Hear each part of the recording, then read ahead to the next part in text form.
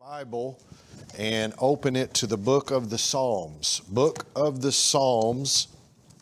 And we're going to take a look tonight at Psalm 121. And it's a very encouraging psalm. Whether we want to admit it or not, some people don't like to admit weaknesses, okay? So that's why I say that. But we all have weaknesses. And one of the weaknesses that we do have is we often feel insecure about certain things. You know, my insecurity may not be your insecurity. I may, have a phobia of spiders, and that may be your favorite pet. You may have a fear of heights, and then someone else is just as comfortable as whatever on walking on a high beam and carrying a truss, and it doesn't bother them at all. They could do it barefoot. They could do it with work boots on. It doesn't bother them. But so all of us have different things that we worry about, that we fear. I really think that sometimes we maybe overcompensate. We try too hard sometimes when we look at a text and try to apply this to like some big, profound spiritual truth, when if you read especially this psalm is just really on the ground level of just everyday life and being worried about safety, being worried about, you've been there. You might have a doctor's appointment that you're dreading. And before you walk into the doctor's office, you pray because you're worried. You're legitimately concerned about going to this doctor and doing this thing. It might be a meeting at work. It might be something going on in your family, and you're just kind of, I don't know how this is going to turn out. I'm uncomfortable. I'm worried about it. It might be a literal dangerous situation where you're in fear around your home, and you just stop and you pray and ask the Lord to protect you. That is what is going on here in Psalm 121. The psalmist captures this moment of fear in all of our lives, and this fear results in our anxiety that we have. But what you're going to find in this psalm is you're going to find confidence, and you're going to find reassurance that the Lord is an eternal help and protector. He's a helper and He's a protector. I want to share with you a few interesting things about this psalm before we dive into it. First of all, it's part of a collection of psalms called the Psalms of Ascent. You may see that in your Bibles. It might have a little superscription under Psalm 122, and it might say a song of ascents of David. Psalms 120 through 134 are called the Psalms of Ascent. Sometimes they're called the Psalms of Degrees. You might see that as a footnote. They're called that because they would be sung by Jewish pilgrims on their way to Jerusalem. Jerusalem was on a hill, and so to get to Jerusalem, you would have to go up. And that's why it's called the Song of Ascents, because ascend means to go up. And so they're going up, and the temple was also on a mount, and you would go up to the temple.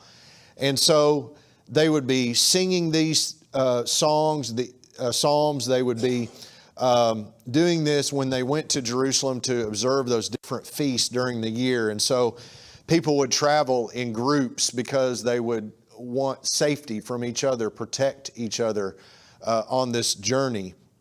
And as they were going on this journey, the whole purpose of it was to go to worship. And so we can boil this thing down to these psalms are an expression of faith and hope that God would be with them while they were doing something to the Lord. They were worshiping. So they were in the very act of worshiping and serving Him. And while they did that, sometimes they were fearful and sometimes they were anxious. This is a great a great psalm for all of us, because sometimes I think we're afraid to worship. I think sometimes we are worried about what we look like, what we sound like, what others might think of us, and we just get a little bashful and we don't express ourselves the way we should express ourselves to a holy God. And so not only that, they are also looking at their external, their environment of danger, but while they're doing this, they're reminded that God is going to protect us while we go to worship. Another unique feature of Psalm 121 itself is that the odd verses 1, 3, 5, and 7, it makes a statement or asks a question about God, and then each verse that follows it, 2, 4, 6, and 8, gives a response or action from God. So they're in pairs. Verses 1 and 2 go together. Verses 3 and 4 go together. 5 and 6 go together. 7 and 8 go together. The first verse is a statement or a question about God. And then the second following verse of each one, it says, this is what God does. This is an action or a response from God. Here's what I want you to learn tonight. Number one, I know this is real simple, but I wanted to keep it simple. I went in my study and preparation for this, I thought to myself, what a beautiful psalm. What a simple truth it is. And a simple application as well, but an important application. Number one, God is aware of us. He's aware of us. He knows what is going on in your life. Number two, God is with you on your journey. And again, I said a while ago, sometimes I think we try really hard to make these great, profound spiritual applications. But so you can apply this to your life and a journey in life. You can also apply it to the next trip to the doctor's office as well. So when you get nervous, when you get fearful about something that is approaching and that you're going to have to do, remember that God is with you while you do these things. And number three, I know hopefully this is not below us. We should trust instead of worry. We should trust instead of worry. So number one, Brother Wayne, here we go. The Lord's help. Notice in verses 1 and 2, you see the Lord's help. I will lift up my eyes to the hills. From whence comes my help? My help comes from the Lord who made heaven and earth. And so in these first two verses, the question is a rhetorical question, but it's something that we all ask. Where am I going to get help from? Who's going to be there for me?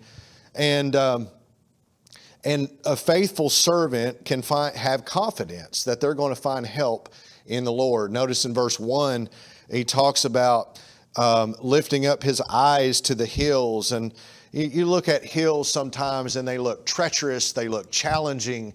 You think about something that's going on in your life and you've probably confronted something and said, boy, that's a mountain that I don't know if I can climb.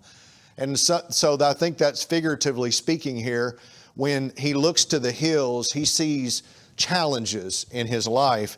And so when he lifts up his eyes and see those things, he asks the question. It provokes him to ask that question, where will my help come from? And so there's a question, and then verse number 2 gives us a response. It gives us an action that God takes, and my help comes from the Lord. And you could kind of rearrange it and say, the Lord sends his help to us. And so that's God's action. And I want to point this out to you. Look at the second part of verse 2. He mentions Creator. And what a just timeless truth about the doctrine of creation. Don't ever forget about the all-important doctrine. I mean, it's the foundation really of everything we believe, is that God is the Creator God. If He can create this place, then He can control this place. And so when we say God is in control, I think sometimes we say that like maybe with a little bit of doubt in our mind. Have no doubt, He is the Creator God, and He is in control. And that is where your help comes from. Your help comes from not just some little underling or some kind of corporal or some kind of lower officer, but it comes from the very top. Your help comes from the Lord Creator. Second thing I want you to see tonight, that's the Lord's help. And the second thing I want you to see is the Lord's protection in the rest of the psalm. Notice in verses 3 and 4, there's some assurance here given. He says, He will not allow your foot to be moved. He who keeps you will not slumber.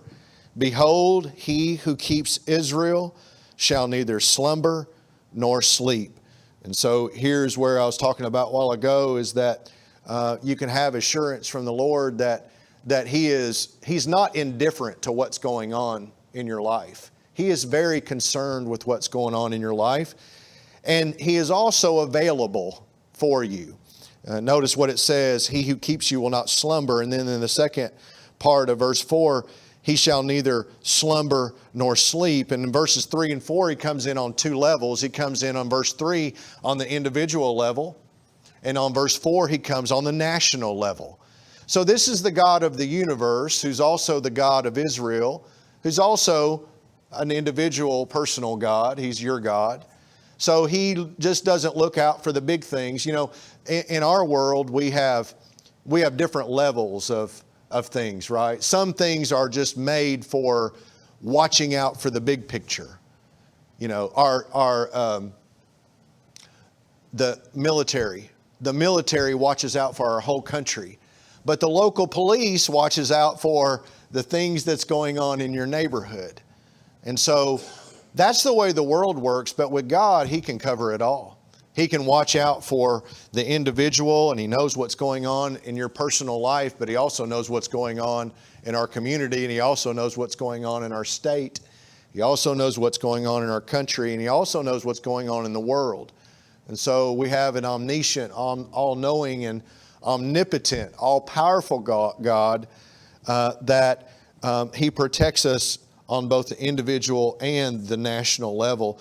There's a couple of things here I want to point out to you in verse 3. And first of all is that it talks about He will not allow your foot to be moved. And I imagine all these pilgrims as they were walking up the steep inclines and the rocky slopes of the terrain back then, and they would be carrying a load of gear and luggage while they would be walking, and they would have pack animals with them carrying things. And there would be often times where the footing may be a little bit slippery, and they would literally be fearful of the journey itself, of the walk itself. But each step that the pilgrim makes, he knows that God is going to keep him safe. It says, He who keeps you will not slumber. And that word slumber, it means to be drowsy from sleepiness or slow because of drowsiness. But God is not slow and He's not drowsy. By the way, God doesn't have to take a nap like you and I do. He doesn't get tired like you and I do. That's humanity, but God's not the same. He doesn't wear out. He doesn't run out of energy like we often do. And so He's always there. He's always aware. He's always willing. He's not indifferent. He's always available, even for the little things in life. Our very steps that we're taking when we are fearful that we might slip and fall off an edge or fall into a torrential river, a flooded river, God is right there keeping you and protecting you in those situations. He's also a God that watches over the country there. Notice in verse 4, and the same thing is said about Him. He keeps Israel, and He's not slumbering and He's not sleeping. Verses 5 and 6 tells us about the Lord's vigilance. Notice there in verse 5, the Lord is your keeper. The Lord is your shade at your right hand. The sun shall not strike you by day, nor the moon by night. And see how we're moving. It seems like we're moving in all of these verses from the person to something even bigger. For example, in verse 3 and 4, it was your foot all the way out to the nation. In verse 5, once it's your right hand, shade on my right hand. And by the way, if you were in Palestine and you were out there in the elements, you would be wanting some shade. It would be hot, and it would be, you'd be dehydrated and tired from walking. But the Lord is like that shade over you. But look at verse 6, moves out to the outer space. Moves from his hand all the way out to the stars and the moon and the sun. Even the cosmic forces are harnessed by the Lord. And so the Lord guards us in verse 5, but also the cosmic forces are still within his scope of control. And notice there in 7 and 8 what it says. It just comes back to this idea of protection. Notice in 7, the Lord shall preserve you from all evil. He shall preserve your soul. The Lord shall preserve your going out and your coming in from this time forth and even forevermore. There's two things here. Number one, in verse 7, he just talks about you're protected from all evil. You remember what Jesus said in the model prayer. In Matthew 6:13, he said, but deliver us from the evil one. And so there's a great line that we need to use in all of our prayers. But it has the idea here in verse 7 of going into a situation that we know that the source of the trouble is beyond our control. It is pure evil. And evil is a force that God will defeat one day. I am unable to eradicate the world of evil, but I know that God can. And so sometimes we feel a little vulnerable and helpless when we're in a world that is full of evil and there's nothing we can do about it. So that explains a lot of our anxieties right there. But listen to this. There was some of these verses that just automatically came to my mind, and I know you'll see why. Psalm 23, verse 4. Yea, though I walk through the valley of the shadow of death, I will fear no evil, for you are with me. Your rod and your staff, they comfort me. And so that's a very encouraging and comforting verse to be reminded of, an eternal truth that God is with us. Listen to this, what Jesus said in Luke 21, verses 16 through 19. It says, Jesus gives us some bad news, and then he gives us some good news. Listen to this. You will be betrayed even by parents and brothers, relatives, and friends. That's the bad news. And they will put some of you to death. And you will be hated by all for my name's sake. Here's the good news. But not a hair of your head shall be lost. That's what Jesus said. He said, not everybody's going to like you, and there's going to be danger, and they're going to want to kill you. But guess what Jesus says? Not a hair of your head shall be lost. By your patience possess your souls. And so that's what Jesus said. He also said this in John 10:29. My Father who has given them to me is greater than all, and no one is able to snatch them out of my Father's hand. I and my Father are one. And so there's a few references, and we could read probably all night about the words of assurance that we need to remember that God said He's going to be with us.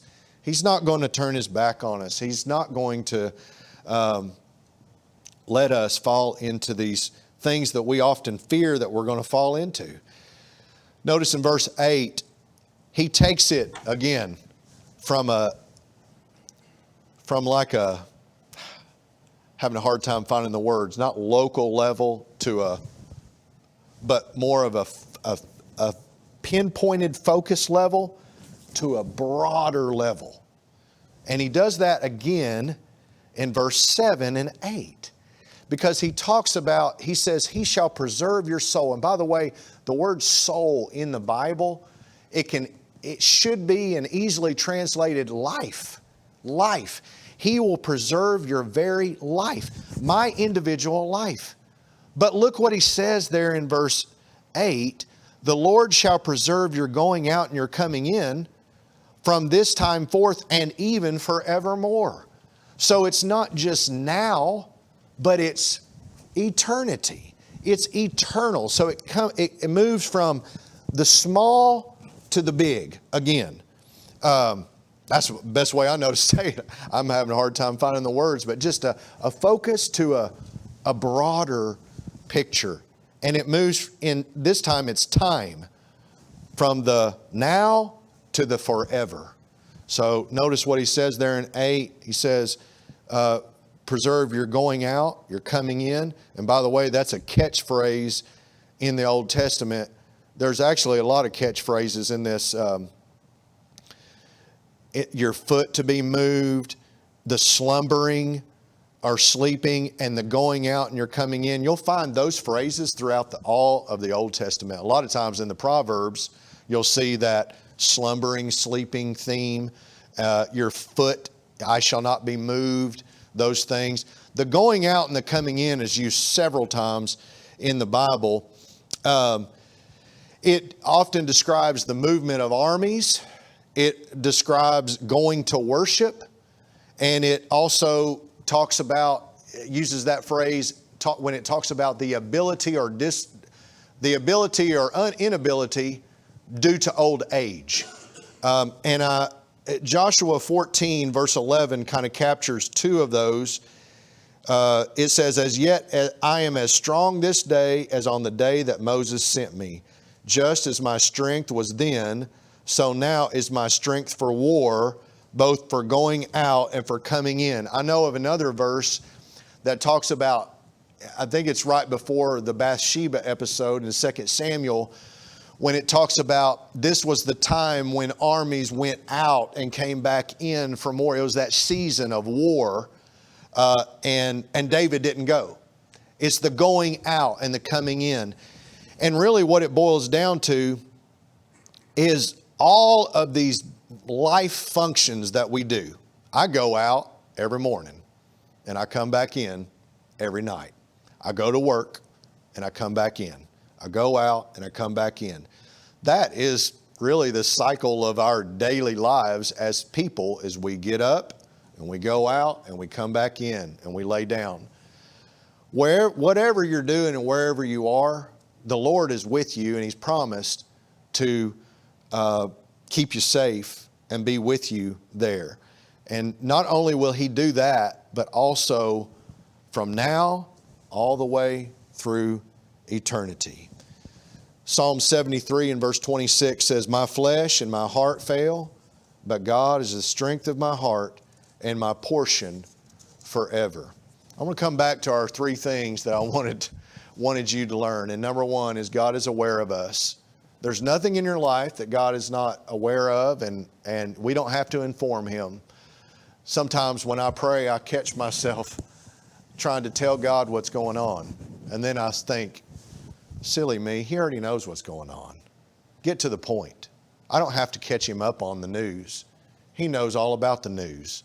What I need to do is get to the point and ask Him and talk to Him about the situation. What do I need? What can I do?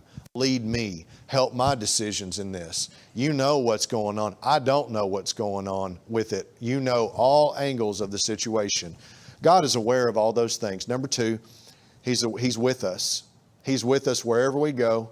And this psalm tells us that He's going to be with us from now until forever, all the way to eternity. And number three, probably take out this big thing, because I do it way too much. I worry way too much. In the last couple of days, as I've been looking at this, I've been kind of feeling kind of silly about how much I do worry.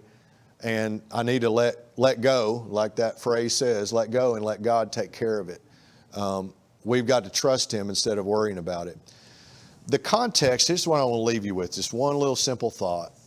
The context of this, the context of it is going to worship. It's going to worship. What other more important thing is there in life than to worship Him? And we wouldn't even have, this is nice to have when we go to that next doctor's appointment. This is nice to have. This is important to have. In all those, dreading that meeting at work, dreading that situation with a friend that you're just, I don't know how this is going to be handled. That you need that in those situations. But don't forget where the Bible put this in a context of going to worship. So let's keep it in its context. If the context is going to worship, then we can have confidence in Him that while we're coming to Him.